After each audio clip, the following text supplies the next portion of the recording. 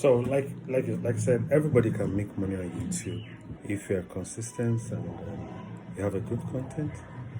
And when they talk about good content, what are we talking about? Because a lot of people, when they talk about good content, they ask, "How can I get good content?" And YouTube is just doing what you love. Yeah. After doing what you love, you're making money on doing what you love. It's crazy. It's good. It's beautiful. And as for me, when I started YouTube, about that was 2020, way back in 2016. I started YouTube in 2016.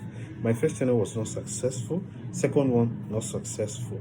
The third one, not successful. The fourth one, that was in 2021.